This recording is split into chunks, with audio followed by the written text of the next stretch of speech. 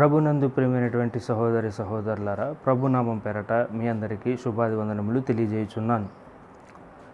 ఈరోజు మనం తీసుకున్న అంశం ఏంటంటే, దావీదు తండ్రి అయిన యెషయికి దావీదు అంటే ఇష్టం లేదా? చాలామంది ఒక అపోహలో ఉన్నారండి. అదేంటంటే, కొన్ని రెఫరెన్స్ని తీసుకుని దాన్ని బట్టి దావీదు అంటే యెషయికి ఇష్టం లేదు అని చెప్తూ ఉన్నారు. అసలు ఇంతకీ అది ఎంతవరకు కరెక్టో, దావీదు అంటే యెషయికి ఇష్టం ఉందా లేదా అనేది ఈరోజు మనం చూద్దాం. వారు చూపించే రెఫరెన్స్లు ఏంటంటే అవి ఒకసారి చూద్దాం. చూడండి, కీర్తనల గ్రంథము 118వ కీర్తన 22వ వచనం. 118వ కీర్తన 22వ వచనం. ఇల్లు కట్టువారు నిషేధించిన రాయి మూలకు తలరాయి ఆయెను. తర్వాత కీర్తనలు 27వ కీర్తన 10వ వచనాన్ని కూడా మనం చూద్దాం. చూడండి, నా తల్లిదండ్రులు నన్ను విడిచినను, యెహోవా నన్ను చేరదీయును. ఇలా కొన్ని రెఫరెన్స్లు తీసుకుని నేను 2 వరకే తీసుకున్నాను. చాలామంది ఏంటంటే చాలా రెఫరెన్స్లు తీసుకుని చెప్తా ఉన్నారనమాట, దావీదు అంటే యెషయికి ఇష్టం లేదు అని. అసలు ఇంతకీ దావీదు అంటే యెషయికి ఇష్టం ఉందో లేదో ఈరోజు మనం తెలుసుకుందాం. ప్రభునందు ప్రియమైనటువంటి సహోదరి సహోదరులారా, మనకి దావీదు దగ్గర జరిగిన సందర్భం అనగా యెషయికి దావీదుకి మధ్య ఉన్న రిలేషన్ కావాలి అనుకుంటే మనకి పరిశుద్ధ గ్రంథంలో ఒక్క చోట తగిలిద్దండి. మనకి సమూయేలు గ్రంథంలో సమూయేలు ఎప్పుడైతే దావీదుని అభిషేకించడానికి వచ్చాడో ఆ సందర్భంలో మట్టికే దావీదుకి యెషయికి ఉన్న అనుబంధం మనకి పరిశుద్ధ గ్రంథంలో మనకి తెలుస్తుంది. ఆ సందర్భాన్ని తీసుకునే మనం ఈరోజు ఈ యొక్క ప్రశ్నని సాల్వ్ చేసుకుందాం. పరిశుద్ధ గ్రంథంలోని సమూయేలు మొదటి గ్రంథము 16వ అధ్యాయంలో ఈ సందర్భం అంతా కూడా రాయబడి ఉంటుంది. ఆ 16వ అధ్యాయంలో స్టార్టింగ్ నుంచి మనం చూసినట్లయితే దేవుడు సమూయేలుని యెషయి కుమారుల్లో ఒకరిని అభిషేకించడానికి పంపించి ఉంచుతాడు. ఆ పంపించినప్పుడు యెషయి తన కుమారులందరినీ కూడా తీసుకుని వస్తాడండి సమూయేలు దగ్గరికి. సమూయేలు దగ్గరికి తీసుకురాగానే ముందు మొదటి వాడిని ప్రవేశపెడతాడు.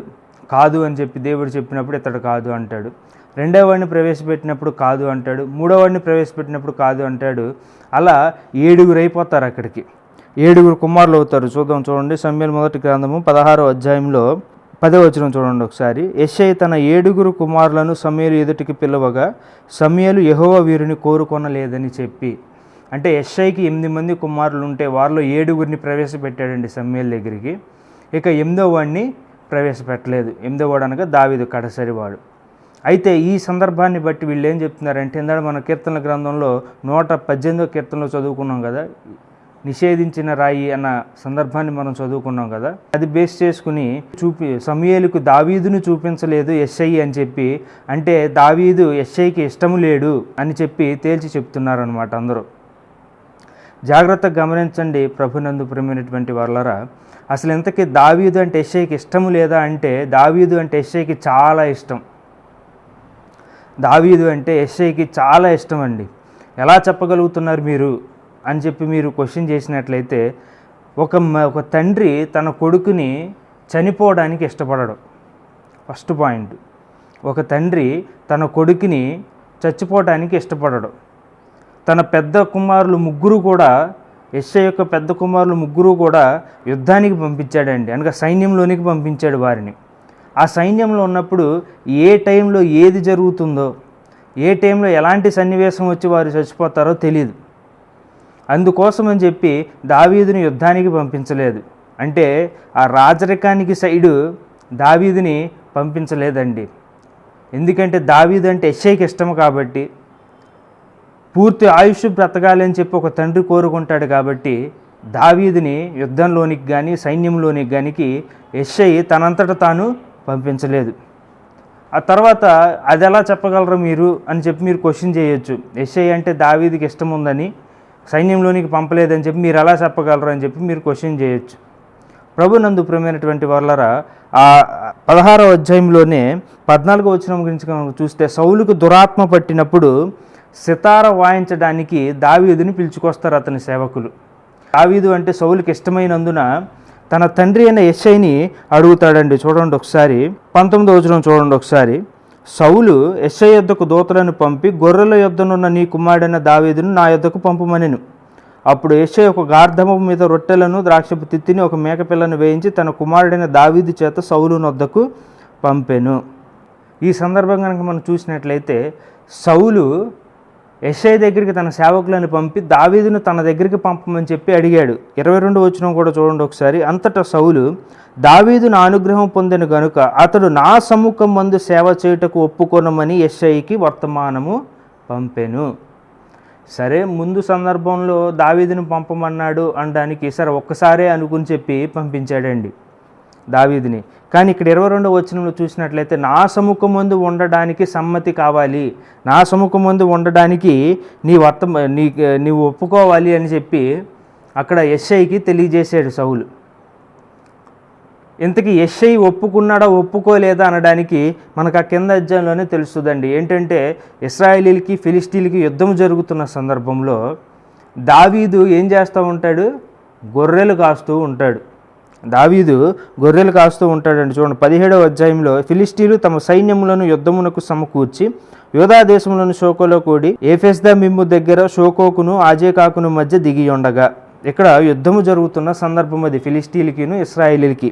ఆ సందర్భంలో 20వ వచనం చూడండి ఒకసారి.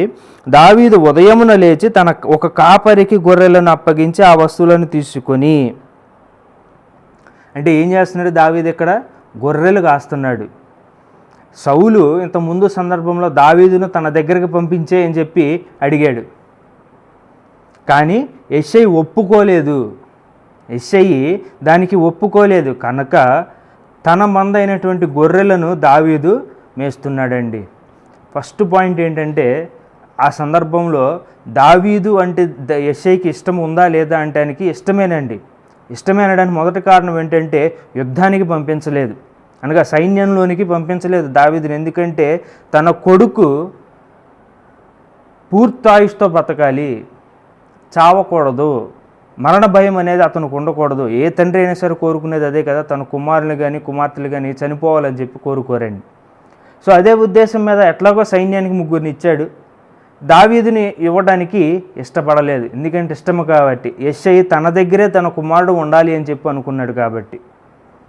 ఇక రెండో పాయింట్ ఏం రేస్ చేస్తున్నారంటే అందరూ కూడా, మరి సైన్యంలోనికి పంపించవచ్చు కదా, లేదా వ్యవసాయం చేయించవచ్చు కదా, గొర్రెల్నే ఎందుకు మేయాలి, గొర్రెల్ని ఎందుకు కాపలా కాయాలి, కాపరిగానే ఎందుకు ఉండాలి అని చెప్పి క్వశ్చన్ చేస్తున్నారు. ప్రభునందు ప్రేమైనటువంటి వాళ్ళరా, సైన్యంలోనికి ఎందుకు పంపించలేదు అంటే మనం చూసాం. ఎందుకంటే ఏ టైంలో ఎలాగా జరుగుతుందో తెలీదు, ఎలాంటి సందర్భాలు వస్తాయో తెలీదు యుద్ధంలో. ఎందుకంటే సైన్యంలో ముందుండి పోరాడాలి కాబట్టి ఆ పోరాటంలో ఏదైనా సరే జరగవచ్చు, చనిపోవచ్చు. అందుకోసం అని చెప్పి సైన్యంలోనికి పంపలేదు. ఇక యెషయికి చాలా ఆస్తి ఉండడం మూలాన తనకి వ్యవసాయ భూములు ఉన్నాయి, గొర్రెలు మేకలు పశువులు ఉన్నాయి. దావీదు తాను గొర్రెలను మేపే వృత్తిని ఎంచుకున్నాడు కాబట్టి యెషయి దానికి అగ్రీడ్. ఎందుకంటే తన ఆస్తినే చూసుకుంటున్నాడు కాబట్టి యెషయికి ఎలాంటి ప్రాబ్లం లేదండి. అందుకోసం చెప్పి దావీదు యొక్క ఆలోచనకి యెషయి సమ్మతించాడు. ఇక మూడో అంశం ఏంటంటే, అక్కడ 7 వరకే చూపించాడు, 8వ దావీదుని చూపించలేదు. అందుకోసమే యెషయికి దావీదు అంటే ఇష్టం లేదు అని చెప్పి చెప్తా ఉన్నారు. ప్రభునందు ప్రేమైనటువంటి వాళ్ళరా, ఒక సందర్భాన్ని జాగ్రత్తగా గమనించండి. గొర్రెలు కాసేవాడు, మేకలు కాసేవాడు వాటికి మేత కోసం కొన్ని దూర ప్రయాణాలు చేస్తూ ఉంటారు. ఆ ప్రయాణాల్లో ఒక్కొక్కసారి రోజులు గడుస్తూ ఉంటాయి. ఒక రాత్రి కావచ్చు, లేదా 2 రోజులు కావచ్చు, ఒక 3 రోజులు కావచ్చు. వాటికి మేత దొరికేంతవరకు తిరుగుతారు. మేత దొరికిన తర్వాత మళ్ళీ తిరిగి వచ్చేస్తారు. ఇప్పుడు ఆ సమయంలో అక్కడ దావీదు ఏం చేస్తున్నాడంటే గొర్రెలు కాయచున్నాడు. చూడండి, సమూయేలు మొదటి గ్రంథం 16వ అధ్యాయంలో స్పష్టంగా రాయబడి ఉంది. చూడండి ఒకసారి 11వ వచనంలో, సమూయేలు మొదటి గ్రంథం 16వ అధ్యాయం 11వ వచనంలో, నీ కుమారులందరూ ఎక్కడనున్నారా అని యెషయిని అడుగగా అతడు, ఇంకనూ కడసరి వాడున్నాడు, అయితే వాడు గొర్రెలను కాయుచున్నాడని చెప్పాను. గొర్రెలు కాస్తున్నవాడు ఏదో వేరే ప్రదేశంలో ఉంటాడు, ఇంకా ఇంటికి రాలేదు. కానీ సమూయేలు వచ్చి యెషయికి మీ కుమారులందరినీ కూడా తీసుకుని బలి రమ్మన్నప్పుడు ఆ సమయంలో దావీదు అక్కడ లేదు కాబట్టి తన దగ్గర ఉన్న 7 కుమారుల మట్టికే తీసుకుని వచ్చాడు. 8వ తీసుకురాలా, దావీదుని తీసుకురాలా. ఈ కాలంలో లాగా ఫోన్లు లేవు కదని ఫోన్ చేసి వెంటనే రమ్మడానికి. కానీ ఆ టైంలో ఒకళ్ళు వెళ్ళి వర్తమానాన్ని పంపి తీసుకురావాలి. కానీ అక్కడ సమూయేలు వచ్చి యెషయితో చెప్పినప్పుడు సమయం లేదు కనుక తన 7 కుమారులను మట్టిగా తీసుకొచ్చాడు. జనరల్గా దేవుడు నిర్గమకాండంలో చెప్తాడండి, తొలిచూలుగా పుట్టిన వారు నాకు సంబంధించిన వారు నా వారు అవుతారు అని చెప్తూ ఉంటాడు దేవుడు. అంటే ప్రథమ ఫలముగా ఫస్ట్ పుట్టినోళ్ళని దేవుడికి ఇవ్వాలని చెప్పి కోరుకుంటాడు. కాబట్టి యెషయి కూడా తన కుమారులో ఫస్ట్ పుట్టిన వాళ్ళందరూ అక్కడే ఉన్నారు కాబట్టి వారిని చూపించాడు సమూయేలుకి. అంటే దేవుడు కోరుకునేవాడు ఫస్ట్ వాళ్ళే కాబట్టి ఫస్ట్ పుట్టినోడినే ఫస్ట్ చూపించాడు. అంతేగాని ఇంకా దీనిలో పెద్ద మర్మం ఏమీ లేదు, దీనిలో పెద్ద గమ్మత్తు ఏమీ లేదు. దీన్ని చూసి చాలామంది కూడా చాలా రకాలుగా ఆలోచిస్తూ ఉన్నారండి. గమనించిన ప్రభునందు ప్రేమైనటువంటి వాళ్ళరా, తన దగ్గరున్న 7 కుమారులు ఉన్నారు. మళ్ళీ అక్కడ కూడా యెషయి సమూయేలు ఎదుటికి తన కుమారులందరినీ కూడా ముందు వరుసలో పంపలేదు, వరుసగా పంపించాడు. ఫస్ట్ మొదటోడిని, తర్వాత రెండోవాడిని, తర్వాత మూడోవాడిని, తర్వాత 4వ వాడిని, అలా 7 వరుస క్రమంలో పంపించాడు.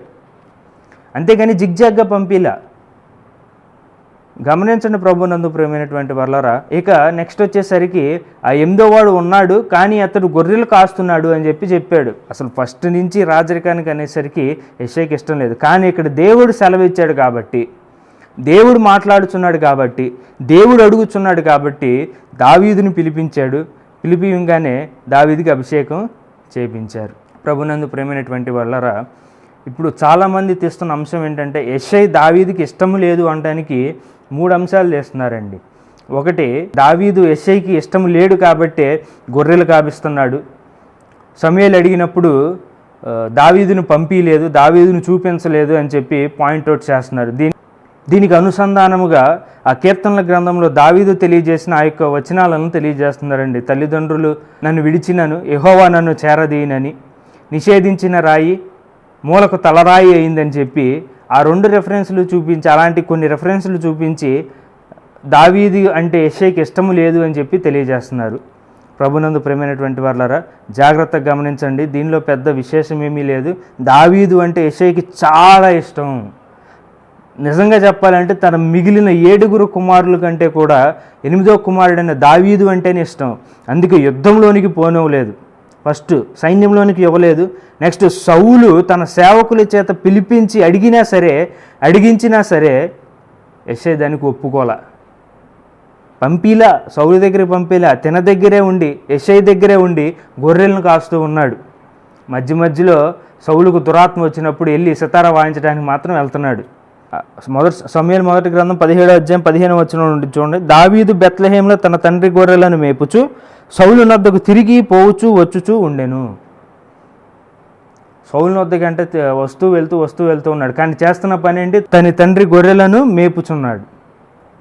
ప్రభునందు ప్రేమైనటువంటి వాళ్ళరా, దావీదు అంటే యెషయికి చాలా ఇష్టం అండి. అందుకే యుద్ధంలోనికి పంపలేదు. సౌలు అడిగినా సరే సైన్యంలోనికి చేర్చలేదండి. అసలు ఆ రాజు సందర్భం దగ్గరికే పంపలేదు. ఇక గొర్రెలు ఎందుకు కాస్తున్నాడు అంటే అది దావీదు ఇష్టము మేరకు గొర్రెలు కాయచున్నాడు. చేస్తే వ్యవసాయం చేసుకోవచ్చు, కానీ దావీదు పశువుల్ని మేపడానికే ఇష్టపడ్డాడు కాబట్టి దావీదు యొక్క ఇష్టము మేరకు ఆ పశువులను మేపడానికి పంపించాడు. ఇక 3, సమూయేలు వచ్చినప్పుడు ఎందుకు దావీదును ప్రవేశపెట్టలేదని చెప్పి క్వశ్చన్ చేస్తున్నారు. ఎందుకు ప్రవేశపెట్టలేదంటే గొర్రెలు కాస్తూ ఉన్నాడు. ఆ టైంలో ఏదో ఊర్లో ఉన్నాడు, ఏదో ప్రదేశంలో ఉన్నాడు, కాస్త దూరంగా ఉన్నాడు. సమూయేలు దావీదు వచ్చేంతవరకు నేను వెయిట్ చేస్తాను అని చెప్పి అనినందువల్ల ఒక వ్యక్తిని పంపించి సమాచారాన్ని తెలియజేసి దావీదుని పిలువనంపించాడు. ఇంతలో ఇంకేమీ లేదు. దావీదు అంటే యెషయికి చాలా ఇష్టం లేదని మాత్రం మాట మనం మాట్లాడకూడదు. ఇష్టం లేదు అన్నప్పుడు మరి కీర్తనల గ్రంథంలో అవి ఎందుకు తెలియజేయబడ్డాయి? ఇల్లు కట్టిన రాయి, నిషేధించిన రాయి మూలకు తలరాయి అయిందని, తల్లిదండ్రులు నన్ను విడిచినని, యెహోవా నన్ను చేరదీయును అని, ఇలా చాలా సందర్భాల్లో చెప్తూ ఉంటాడండి. మరి ఇవన్నీ ఎక్కడి అంటే ఇవన్నీ కూడా యేసుక్రీస్తుకు సంబంధించిన ప్రవచనాలు.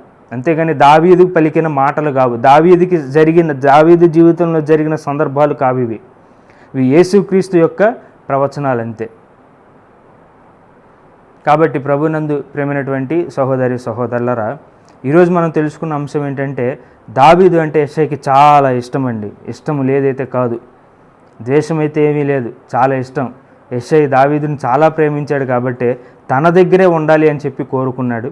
కానీ తర్వాత దేవుడు దావీదుని ఎన్నుకుంటము మూలముగా దావీదు మహారాజు అయ్యాడండి. దేవునికి స్తోత్రం.